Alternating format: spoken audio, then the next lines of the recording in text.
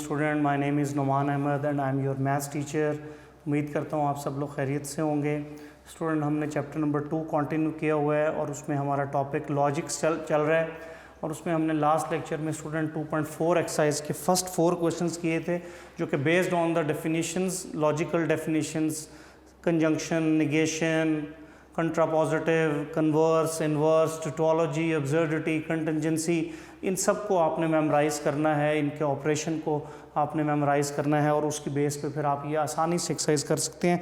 First 4 question मैंने किए हैं, उनमें question number 1 normally board exam में ज़्यादातर MCQs की सूरत में आया हुआ है।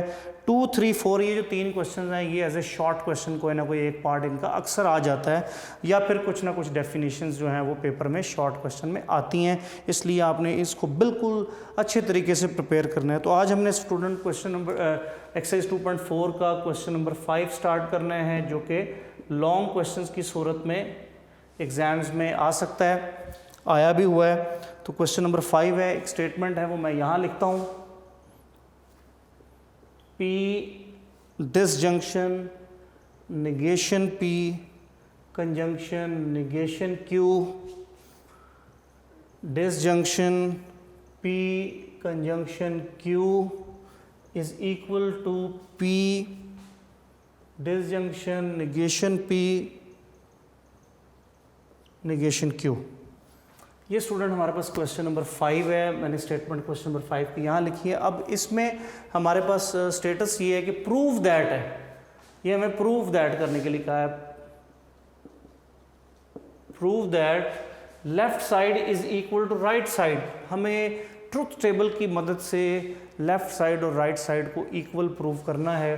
तो स्टूडेंट इसके 2 रास्ते हैं। एक रास्ता तो ये है कि आप लेफ्ट साइड का टेबल अलग बनाएं, राइट साइड का टेबल अलग बनाएं और उसके बाद टेबल कंप्लीट करने के बाद उसके लास्ट कॉलम्स को देख लें कि क्या वो आंसर्स मैच हो रहे हैं। अगर मैच हो रहे होंगे तो वो हमारा क्वेश्चन जो है वो लेफ़्ट राइट साइड इक्वल मानी जाएगी। तो हम क्या कर रहे हैं कि हम इसको एक ही टेबल में दोनों साइड्स को कवर कर लेंगे, तो हमें ये PQ की स्टेटमेंट्स अलग नहीं बनानी पड़ेंगी। तो इसका जो सोल्यूशन है वो ट्रुथ टेबल की फॉर्म में होगा। तो ट्रुथ टेबल बनाने का तरीका स्टूडेंट मैंने आपको पहले वही बताया कि सबसे पहले आपने सिंगल स्टेटमेंट्स को काउंट करना है कि वो कितनी बन रही है। P है, Q है, निगेशन P है, निगेशन Q है, ये सिंगल 4 स्टेटमेंट्स बन रही हैं। 10 दफ़ा भी P आ जाएगा तो वो एक ही स्टेटमेंट काउंट होगी ट्रुथ टेबल में। तो P का एक कॉलम बन जाएगा, Q का एक कॉलम बन जाएगा, निगेशन P का एक कॉलम बन जाएगा, निगेशन Q का एक कॉलम स्टूडेंट बन जाएगा। क्लियर? तो हमने सिंगल स्टेटमेंट्स 4 बनती थी वो बना ली। फिर पेयर में आ जाए, लेफ्ट साइड से शुरू करें। ये पेयर है निगेशन P निगेशन Q। फिर आप ये कंप्लीट कर लें, P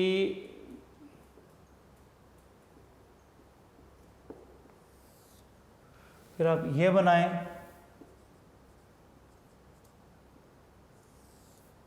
फिर ये लेफ्ट साइड सारी बना लें।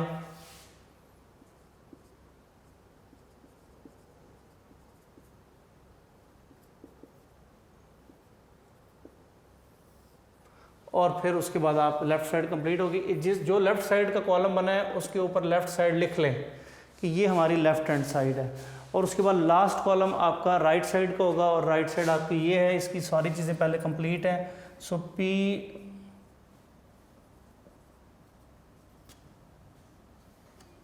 ये स्टूडेंट हमारी राइट साइड बन जाएगी, इसके ऊपर मेंशन कर लें। तो ये स्टूडेंट हमारा ट्रुथ टेबल होगा इस क्वेश्चन के अंदर। तो लॉन्ग क्वेश्चन है, एक ही टेबल बनाएंगे तो थोड़ा सा लेंथी हो जाएगा। सिर्फ अगर आपने लेफ्ट साइड का अलग टेबल बनाना है तो फिर भी यहाँ तक टेबल बनेगा, और राइट साइड मैंने एक ही कॉलम में कवर कर ली है तो PQ वाली स्टेटमेंट यहाँ से यूज हो जाएंगी, वरना उसका टेबल आप नीचे अलग बनाएं और इस तरह भी आप कर सकते हैं। तो जिस तरह दोनों वे में से जैसे भी आप इसको मर्जी सॉल्व कर लें। ओके, 4 स्टेटमेंट्स होंगी तो फिर 2 स्टेटमेंट्स सॉरी होंगी, तो फिर हमारे पास 4 पॉसिबिलिटीज़ हैं जो कि हमने खुद इंट्रोड्यूस करवानी है। True, false, false, true, both false. देखते हैं कि लेफ्ट साइड और राइट साइड ये लास्ट 2 कॉलम्स के आंसर सेम होते हैं या नहीं होते। निगेशन P है तो P को निगेट करें, false true false true, true false false true, और निगेशन पी और इन दोनों को ऑपरेट करें and operation is conjunction, conjunction is very strict, दोनों ट्रू होंगे तो ट्रू वरना फॉल्स, फॉल्स दोनों ट्रू नहीं है, फॉल्स दोनों ट्रू नहीं है, फॉल्स दोनों ट्रू हैं, तो ये ट्रू स्टेटमेंट आ जाएगी। उसके बाद P और इस ऑपरेशन को करें, P को ट्रीट करेंगे आप इस कॉलम के साथ, P फर्स्ट कॉलम को पहले देखना है और इस कॉलम को बाद में देखना है, and operation name is disjunction, disjunction is very relax, एक भी ट्रू है तो ट्रू, पहले ये देखना है और फिर ये, दोनों में से एक ट्रू है तो रिजल्ट इज ट्रू, दोनों फॉल्स हैं तो रिजल्ट इज फॉल्स, एक ट्रू है तो रिजल्ट इज ट्रू, एक ट्रू है तो रिजल्ट इज ट्रू।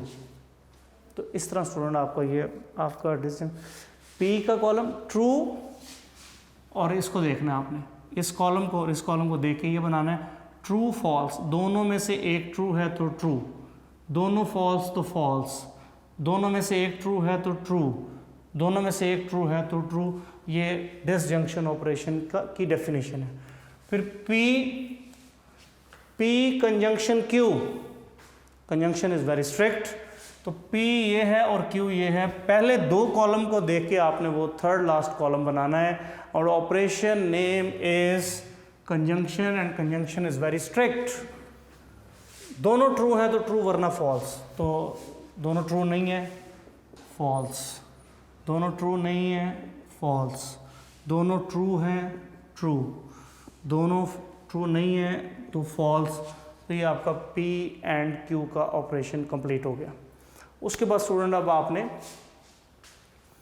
ये स्टेटमेंट सारी, ये कॉलम है और ये स्टेटमेंट ये कॉलम है, and operation name is disjunction, disjunction is very relax, कि दोनों में से एक भी ट्रू है तो ट्रू, तो पहले इस कॉलम को देखना है फिर इस कॉलम को देखना है, एंड ऑपरेशन इज डिसजंक्शन, दोनों में से एक भी ट्रू है तो ट्रू, फॉल्स ट्रू ट्रू, तो ये आपका सेकंड लास्ट कॉलम बन गया स्टूडेंट, जो कि लेफ्ट साइड के आंसर को शो कर रहा होगा, clear.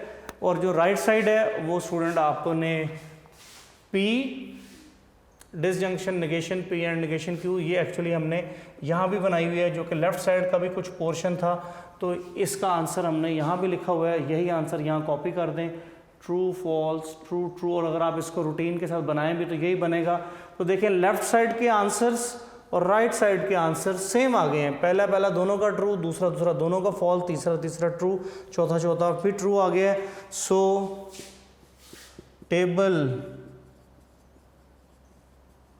shows that left hand side is equal to right hand side, तो इस तरह स्टूडेंट आपका ये क्वेश्चन जो है वो कंप्लीट होगा, जो कि क्वेश्चन नंबर हमारा 5 है, इंपॉर्टेंट लॉन्ग क्वेश्चन है, इसको कंप्लीट कर लें। फर्स्ट 50% के पेपर्स में भी ये अक्सर आया हुआ है, तो चैप्टर 2 से अगर लॉन्ग आएगा तो फिर ये क्वेश्चन आने के भी चांस होंगे। शाबाश कंप्लीट करें। तो नाउ 2.4 इज़ कंप्लीट, आपने एक्सरसाइज को अच्छी तरह कंप्लीट करना है और डेफिनेशंस को अच्छी तरह कंप्लीट करना है। नेक्स्ट चलते हैं, इसको नोट कर लें।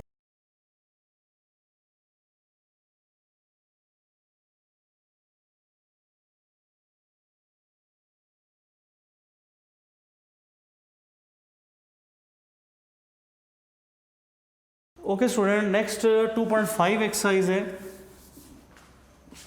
2.5 एक्सरसाइज में सिर्फ 4 क्वेश्चन है स्टूडेंट, और वो हमें एक्सरसाइज ये एक्सप्लेन करती है कि वहाँ सेट थ्योरी का क्वेश्चंस दिए हुए हैं, जैसे De Morgan law set theory में हम पढ़ते हैं, उसके अलावा कोई डिस्ट्रीब्यूटिव प्रॉपर्टी सेट थ्योरी में हम पढ़ते हैं, तो वो हमें सेट थ्योरी के क्वेश्चन दिए हैं।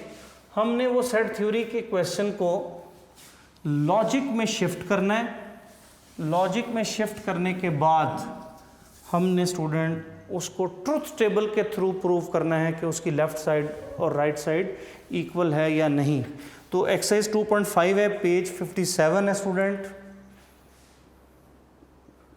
Exercise 2.5 page 57। तो convert the following theorems to logical form and prove them by constructing truth tables, और आप इसको ट्रुथ टेबल से प्रूव करके बताएं कि ये लेफ्ट राइट साइड इक्वल है। तो क्वेश्चन नंबर 1 है student, So question number 1 is A intersection B whole complement is equal to A complement union B complement। तो स्टूडेंट इसको हम डे मॉर्गन लॉ कहते हैं। ये आप लोगों ने मैट्रिक वगैरह के अंदर भी पढ़ा हुआ है। तो ये जो इसकी पहली 3 एक्सरसाइजेज हैं उसके अंदर भी ये डे मॉर्गन लॉ दिया हुआ है। इसके डिफरेंट क्वेश्चंस भी दिए हुए हैं ए बी सेट और यूनिवर्सल सेट के साथ। तो ये डे मॉर्गन लॉ है। हमने डे मॉर्गन लॉ को प्रूव करना है यूजिंग लॉजिकल ऑपरेशंस।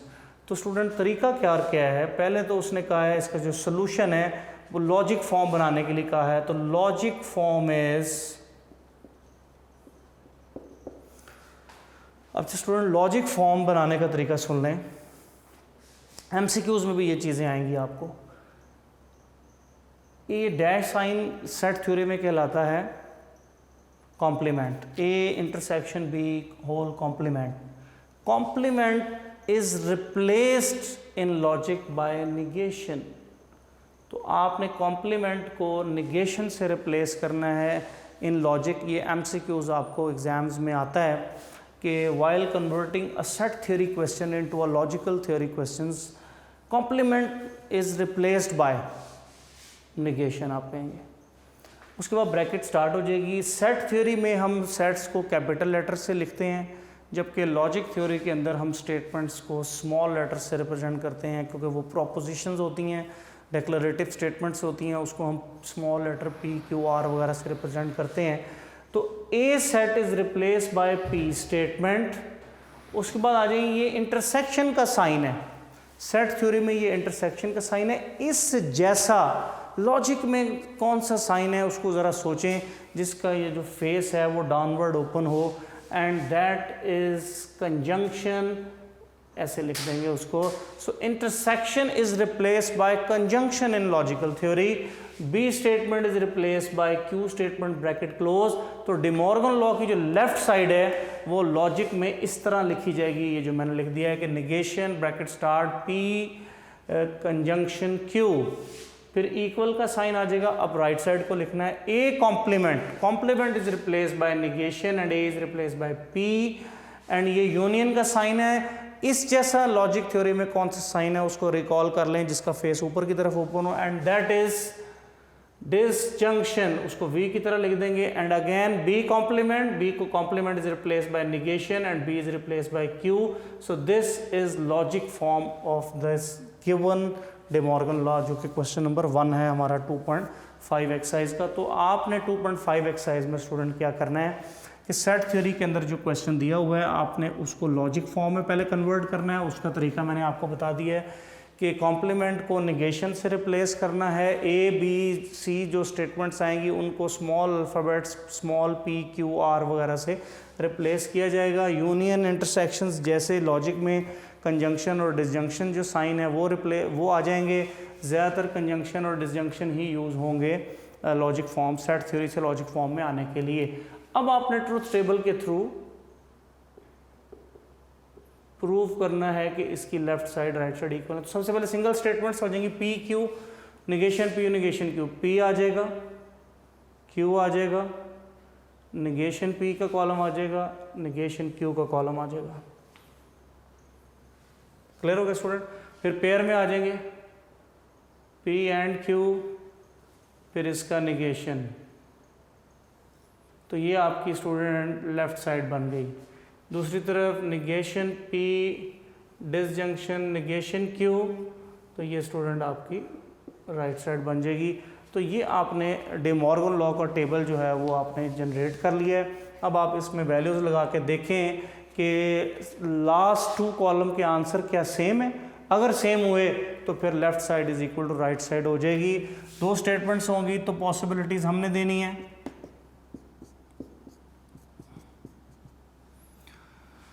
पी को निगेट करें, false true false true. Q को निगेट करें, true false true sorry false true.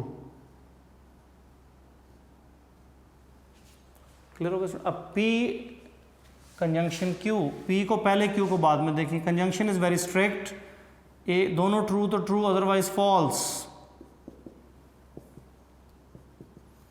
उसके बाद इसका निगेट करें, ट्रू ट्रू फॉल्स, ट्रू। फिर उसके बाद निगेशन P और disjunction negation Q। Negation P, इन दोनों को ऑपरेट करें, पहले निगेशन P को देखना है, फिर निगेशन Q को देखना है। And operation is disjunction. Disjunction is very relax. एक भी ट्रू है तो ट्रू, यस, एक ट्रू है, ट्रू, एक ट्रू है, ट्रू, दोनों फॉल्स हैं, फॉल्स, दोनों ट्रू हैं, ट्रू। तो देखिए लेफ्ट साइड का आंसर और राइट साइड के आंसर्स मैच हो गए हैं। So this means table shows that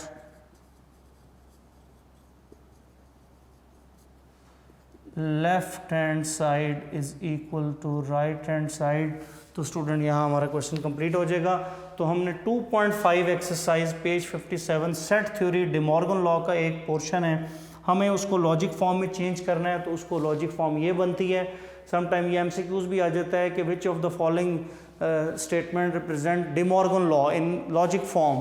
तो आपको पता हो कि डे मॉर्गन लॉ जो, ये भी डे मॉर्गन लॉ ही लिखा है लेकिन लॉजिक फॉर्म के अंदर।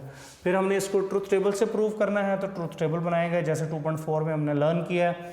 और लास्ट 2 कॉलम, एक लेफ्ट साइड होगी एक राइट साइड होगी, उनके आंसर मैच होने चाहिए। So this means left side is equal to right side. शाबाश, इसको कंप्लीट करें और फिर नेक्स्ट क्वेश्चन पे चलते हैं।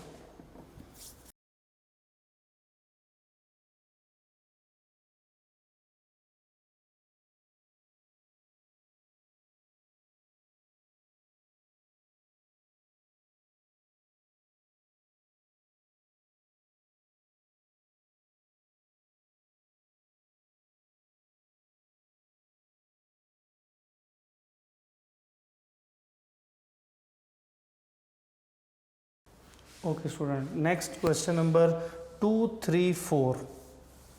ये जो 3 क्वेश्चन है स्टूडेंट, ये तीनों का वे सेम है। इनमें 3 स्टेटमेंट्स यूज़ हो गई हैं, A, B, C। इससे पहले अभी तक 2 स्टेटमेंट्स यूज़ हो रही थी, A, B या P, Q लॉजिक में अगर आ जाएँ तो 2 स्टेटमेंट्स हों तो वी हैव 4 पॉसिबिलिटीज़। अब इन तीनों क्वेश्चन में 3 स्टेटमेंट यूज़ होंगी। इनमें से मैं कोई एक पार्ट कर रहा हूँ, सपोज क्वेश्चन नंबर 4 है, इसको आप लॉन्ग क्वेश्चन, ये सारे लॉन्ग क्वेश्चन हैं। 2.5 में से अगर कोई क्वेश्चन आ जाएगा तो वो लॉन्ग क्वेश्चन होगा। So A union B intersection C is equal to A union B intersection A union C। तो ये स्टूडेंट हमारे पास एक क्वेश्चन है, तो इसको जो है वो हमने लॉजिक फॉर्म में चेंज करना है और फिर ट्रुथ टेबल से लेफ्ट राइट साइड को इक्वल प्रूव करना है। तो A set is replace bye P statement, union is replace bye disjunction, bracket start, B is replace bye Q, intersection is replace bye conjunction, C is replace bye now R। तो ये small r जो है वो इस question के अंदर एक नई स्टेटमेंट की सूरत में ऐड हो गया है, तो ये पहले वाले क्वेश्चंस में नहीं था। तो 2, 3 और 4 में आपको ये r यूज़ करना पड़ेगा क्योंकि c एक वैल्यू यूज़ हो गई है। फिर इक्वल का साइन है, a is replace bye p, union is replace bye disjunction, b is replace bye q, bracket close, intersection is replace bye conjunction, a is replace bye p, union is replaced by disjunction, and C is replaced by R. So this is logic form of the given question. Logic form of 1, इसको आप 1 कह लें, तो इसकी logic form हमने बना दी है। अब हमने ट्रुथ टेबल के थ्रू इसकी लेफ्ट राइट साइड प्रूव करनी है। ट्रुथ टेबल बनाया जाएगा। ट्रुथ टेबल का वही तरीका है स्टूडेंट्स के पहले सिंगल स्टेटमेंट्स को आप डिस्कस करेंगे। P, Q, R 3 single statements हैं, तो P का कॉलम बन जाएगा, Q का कॉलम बन जाएगा, R का कॉलम बन जाएगा। उसके बाद पेयर में आ जाएंगे, लेफ्ट साइड से शुरू करें, Q, R एक पेयर में आ जाएगा। उसके बाद ये कंप्लीट भी आ सकता है, अगर कंप्लीट आ जाएगा तो लेफ्ट साइड फिर यहाँ ही फ़ौरन बन जाएगी। हम लास्ट 2 कॉलम लेफ्ट और राइट साइड के बनाना चाहते हैं, इसलिए फिर ये लिख लें, पी क्यू का एक कॉलम आ जाएगा, पी आर का एक कॉलम आ जाएगा। अब आपकी लेफ्ट साइड कंप्लीट आ जाएगी।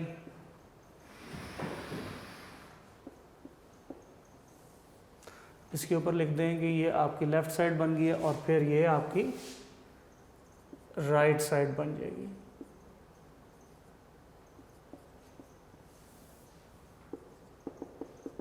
ये आपकी स्टूडेंट राइट साइड बन जाएगी। तो अब आपने ये टेबल को कंप्लीट करना है और लेफ़्ट साइड का आंसर और राइट साइड का आंसर जो है वो मैच होना चाहिए, सेम आना चाहिए, जिसका मतलब होगा कि लेफ़्ट राइट साइड जो है वो इक्वल है। तो यहाँ एक इम्पॉर्टेंट बात है, क्योंकि 3 स्टेटमेंट्स आ गई हैं, 3% डिस्कस कर रहे हैं, तो एक ट्रू, एक फॉल्स, एक ट्रू, इस तरह भी हो सकता है। तो इस तरह 8 पॉसिबिलिटीज़ बनती हैं। वो 8 पॉसिबिलिटीज़ जो हैं वो आपने कैसे बनानी है कि वो कोई रिपीट भी ना हो, कोई मिस भी ना हो। तो उसका तरीका है कि पहली 4 ट्रू कर दें और 4 फॉल्स कर दें।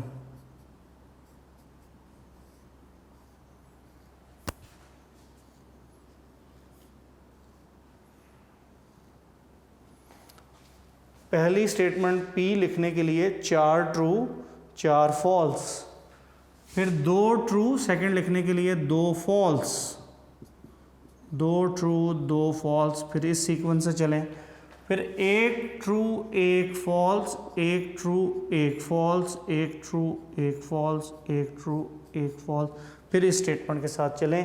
तो इस तरह आपकी 8 पॉसिबिलिटी बन जाएगी। 1 2 3 4 5 6 7 8।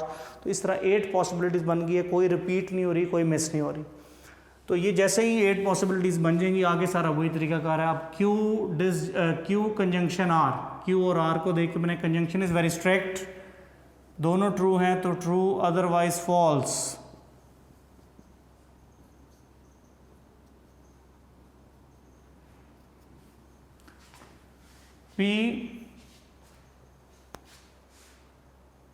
P डिसजंक्शन Q रिलैक्स, एक भी ट्रू है तो ट्रू,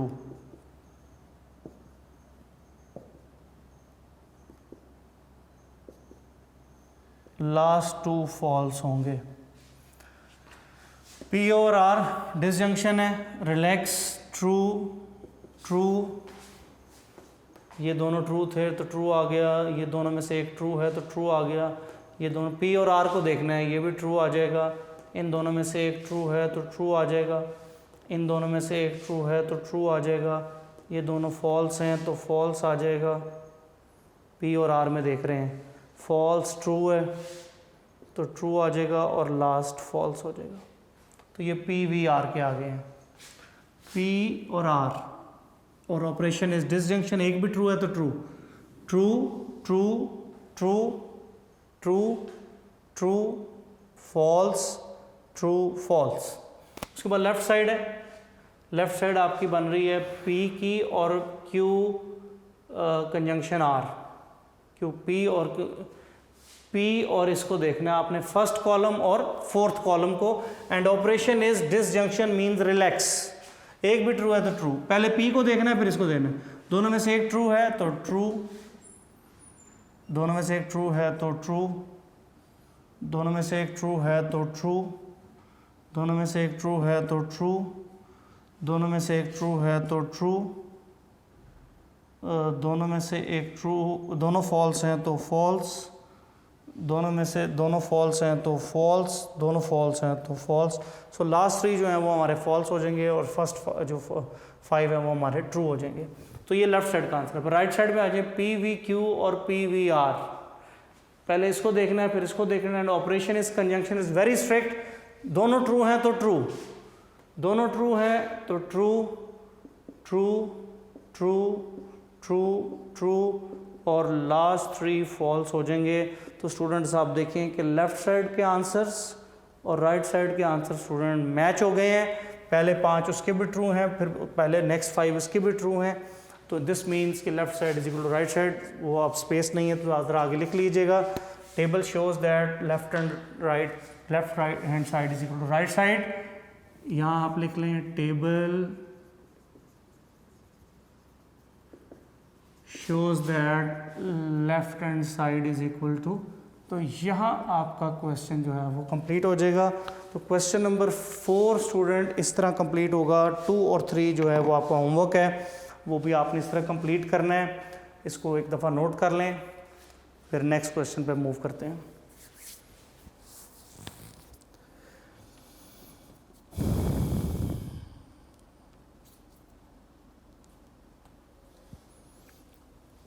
ओके स्टूडेंट, ये हमारे लॉजिक का जो टॉपिक है वो हमारा कंप्लीट हो चुका है। उसमें हमने 2.4 और 2.5 ये 2 एक्सरसाइजेस थी, वो हमने ये फ़ेज़ कंप्लीट कर लिया है। अब हम नेक्स्ट फ़ेज़ में चलते हैं। नेक्स्ट फ़ेज़ में हमारे पास कुछ डेफिनेशंस हैं स्टूडेंट, उसको ज़रा देख लें, फिर हम 2.6 एक्सरसाइज को कंटिन्यू करेंगे। तो 57 पेज है एंड टॉपिक इज़ रिलेशंस। सब लोग बुक सामने रखें, मैं बुक से ही डेफिनेशंस पढ़ रहा हूँ, आप लोग उसको ज़रा नोटबुक पे कर लीजिएगा। तो टॉपिक नेम इज़ रिलेशन। तो उसने एक वर्ड जो सिंपल वर्ड्स बताया कि in every day use relation means obstruct type of connection between two objects और टू पर्सनस। रिलेशन की जब भी बात आएगी तो दो लोगों के दरमियान ताल्लुक़ को ये शो करता है। हम क्योंकि मैथमेटिक्स में काम कर रहे हैं तो हम नंबर्स के रिलेशंस को ही मोस्टली डिस्कस करेंगे। तो हमारे से जो रिलेटेड जो डेफिनेशंस बन रही हैं रिलेशंस की वो है बाइनरी रिलेशंस। तो हम इसको बाइनरी रिलेशन भी कहते हैं और बाइनरी रिलेशन, बाइनरी का मतलब भी टू है, तो रिलेशन के लिए automatically two persons are required, तो वो बाइनरी रिलेशन कह लें या हम यहाँ रिलेशन कह लें, वो एक ही बात होगी।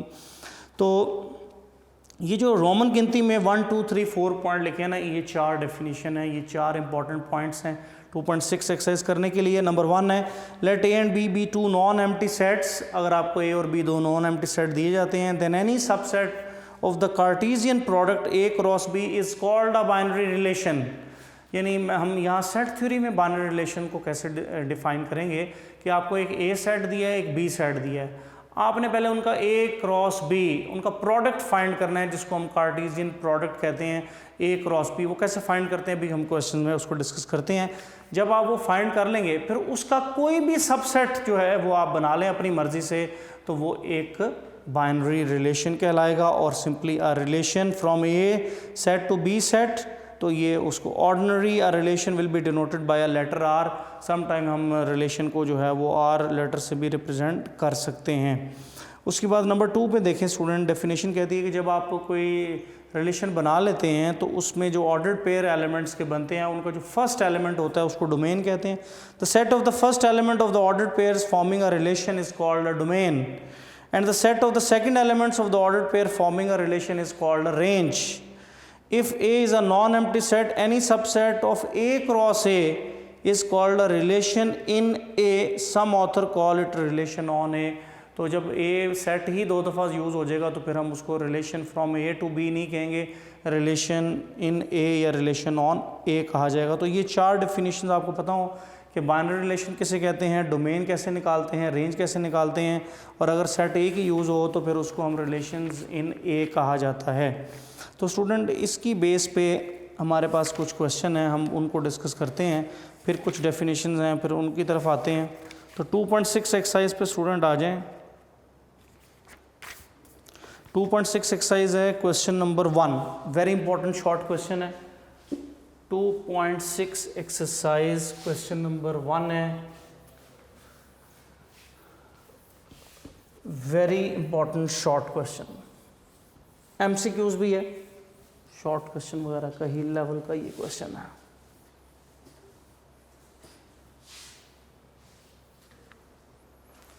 चैप्टर नंबर 2 हमारा कंटिन्यू है, एक्सरसाइज 2.6 है। तो स्टूडेंट एक सेट दिया हुआ है A, question number 1, solution set A हमें गिवन है, उसके एलिमेंट है 1 2 3 4।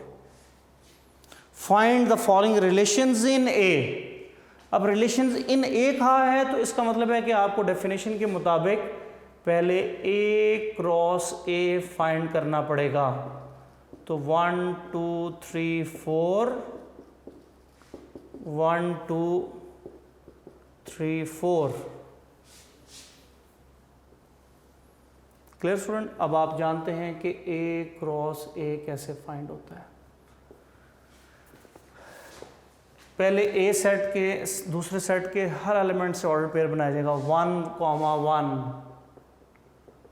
1 2 1 3 1 4, फिर 2 के साथ 2 1 2 2 2 3 2 4 3 1 3 2 3 3 3 4, फिर 4 के साथ 4 1 4 2 4 3 4 4 स्टूडेंट। तो ये कार्टेशियन प्रोडक्ट का सेट बन गया A cross A।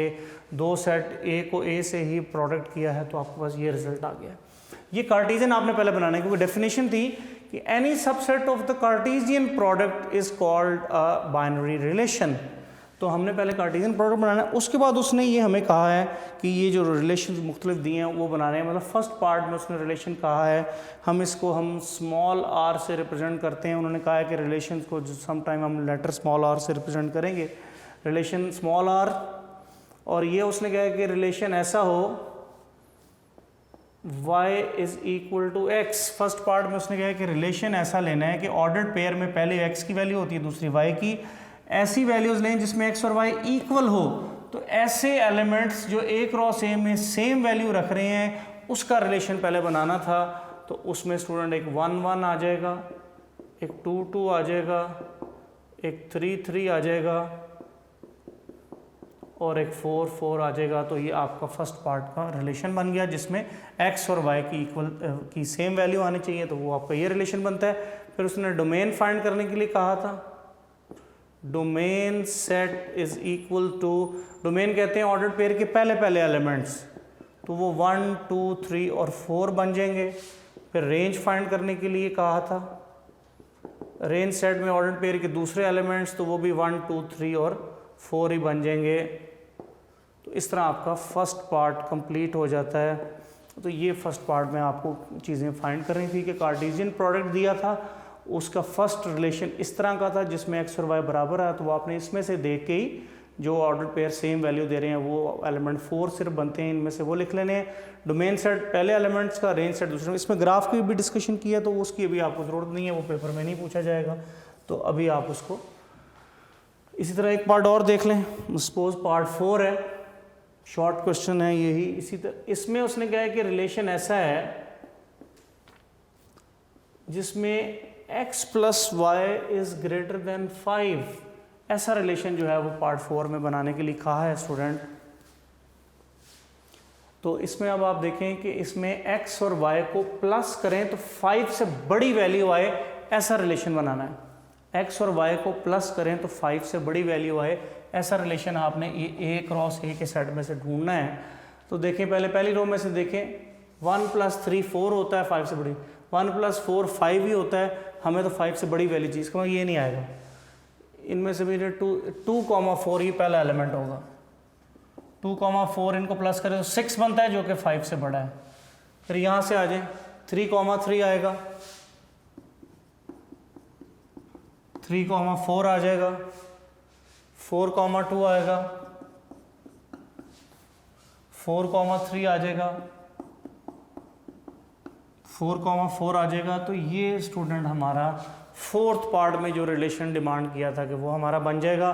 Fourth part में जब रिलेशन बन जाएगा तो उसके बाद डोमेन सेट है,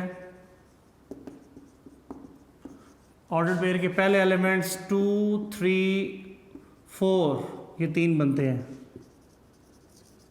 फिर रेंज सेट है, दूसरे एलिमेंट्स 4 3 2, एलिमेंट्स चाहे रिपीट हों, ऑर्डर इज़ नॉट इम्पॉर्टेंट। तो ये इस क्वेश्चन का आंसर हो जाएगा हमारा। तो ये क्वेश्चन नंबर 1 स्टूडेंट जो आपने 2.6 में से करना है वो मैंने 2 पार्ट उसके कर दिए हैं, 2 पार्ट में रिलेशंस बताए हुए हैं क्वेश्चन में। आपने इसी A क्रॉस A में से उन जो रिलेशंस बताए हैं उसके मुताबिक जो एलिमेंट्स के ऑर्डर पेयर बनते होंगे वो उस रिलेशन में लिख देने हैं।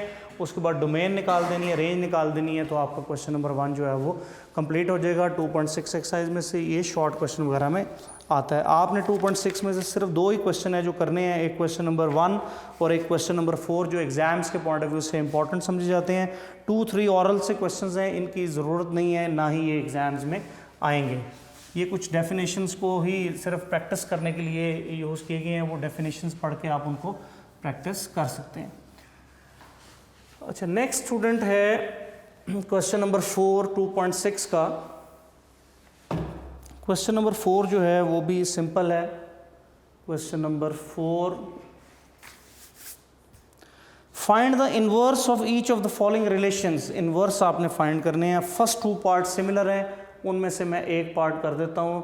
Relation is R relation given है जो कि 2,1 है, ऑर्डर्ड पेयर की फॉर्म में दिया हुआ है। 3,2 है, 4,3 है,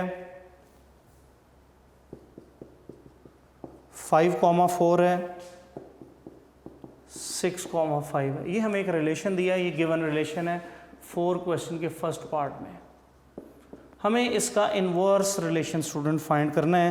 तो याद रखें फर्स्ट 2 पार्ट का मैं आपको आइडिया बता रहा हूँ, उनमें से फर्स्ट मैं करके दे रहा हूँ, सेकंड इज़ योर होमवर्क। कि जब ऑर्डर्ड पेयर में कोई रिलेशन दिया जाए और आपने उसका इन्वर्स रिलेशन फाइंड करना हो तो आइडिया इज़ सिंपल कि आपने ऑर्डर्ड पेयर की पोजीशन को चेंज कर देना है। जो बाद में वैल्यू लिखी है उसको पहले लिख देंगे। तो दिस इज़ 1,2, दिस इज़ 2,3, 3,4, 4,5, 5,6।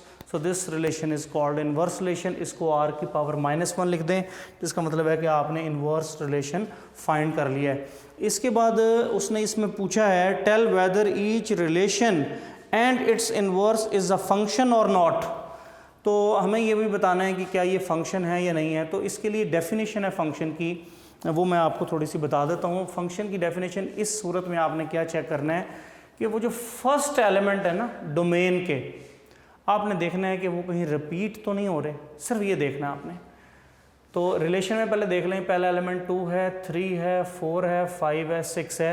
तो कोई भी एलिमेंट डोमेन का रिपीट नहीं हुआ, यानी पहला एलिमेंट रिपीट नहीं हुआ, यानी 2 एक दफ़ा आया तो दोबारा नहीं आया। पहले ऑर्डर पेयर की पहली पोजीशन पे सिर्फ देखने हैं।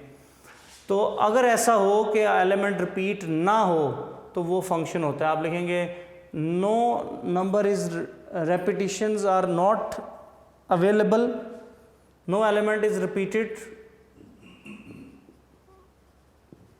no element is repeated in domain, so it is a function. So relation R is a function. तो इसका मतलब है कि ये जो R था ये हमारा फंक्शन है। अब हमने उसका इन्वर्स फाइंड किया, अब हमने इसको भी देखना है कि क्या ये भी फंक्शन है या नहीं। तो इसके भी पहले एलिमेंट्स को देखें 1, 2, 3, 4, 5। तो again 1, 2, 3, 4, 5, no repetition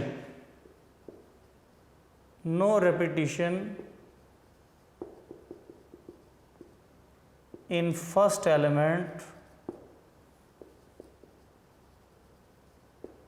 of R inverse, so R inverse is also a function. अभी सिर्फ आप इतनी चीज़ की प्रैक्टिस करें कि एक रिलेशन ऑर्डर्ड पेयर में दिया हो तो उसको बताना हो कि वो फंक्शन है या नहीं। तो एलिमेंट्स फर्स्ट पोजीशन के जो एलिमेंट है वो रिपीट नहीं होने चाहिए। अगर वो रिपीट हो गए तो हम कहेंगे वो फंक्शन नहीं है, और अगर रिपीट नहीं हुए तो हम कहेंगे वो फंक्शन है। इसी तरह इन्वर्स फाइंड करने के बाद इन्वर्स में पोजीशंस को y वाली वैल्यू को x पे ले जाना है, x वाली को y पे ले जाना है सारे ऑर्डर्ड पेयर में। और फिर ये देखना है कि पहले पोजीशन पे जो एलिमेंट है वो रिपीट तो नहीं हो रहे। अगर रिपीट नहीं हो रहे तो no repetition in the first elements of R inverse, so R inverse is a function, तो फिर वो फंक्शन होगा। तो इस तरह आपका 4 का फर्स्ट पार्ट स्टूडेंट कंप्लीट हो गया। तो आपने ये दोनों भी लिखने हैं और इनके साथ आपने ये रिजल्ट्स भी लिखने हैं, चाहे इनके नीचे लिख लें और फिर ये R इनवर्स फिर उसके नीचे लिख लें। तो मैंने वो आगे लिख दिए हैं। तो आपका ये पार्ट कंप्लीट है, इसको नोट करें। ये मैंने आपको फर्स्ट और सेकंड पार्ट करने का जो है वो तरीका कंप्लीट कर दिया। तो जो पार्ट 3, 4, 5 है वो फिर इंशाल्लाह स्टूडेंट टाइम कम है तो नेक्स्ट लेक्चर में करेंगे। अपना बहुत ख्याल रखिएगा। आज के लेक्चर में आप 2.6 के क्वेश्चन नंबर 4 के फर्स्ट 2 पार्ट तक सिर्फ काम करें और 3rd, 4th, 5th पार्ट जो है वो इंशाल्लाह फिर मैं नेक्स्ट लेक्चर में आपको एक्सप्लेन करूँगा। तो अपना बहुत ख्याल रखिएगा। अल्लाह हाफ़िज़।